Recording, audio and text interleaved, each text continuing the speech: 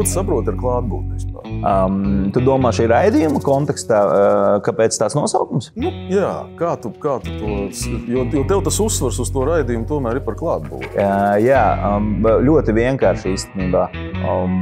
Es gribēju sen raidījumu, gatavoju vispār sen raidījumu. Ilgi domāju, kāds nosaukums, bet gribēju par garīgumu runāt. Principā par cilvēkiem, kuri iet kaut kādu garīgu ceļu. Vienalga, tie ir mācītāji, tie ir visāda veida cilvēki. Par to gribēju runāt.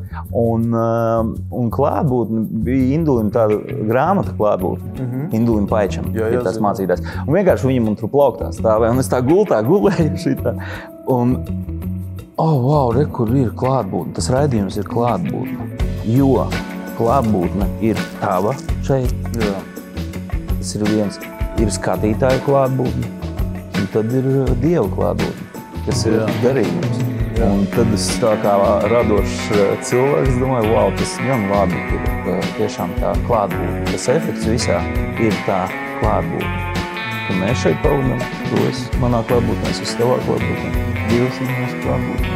Viņa klātbūtne te ir skatītāju klātbūtne. Tāpēc es esmu pateicīgs par šo klātbūtni. Kā. Skaidri. Jā. Tur redz, tomēr ir dažādas distances.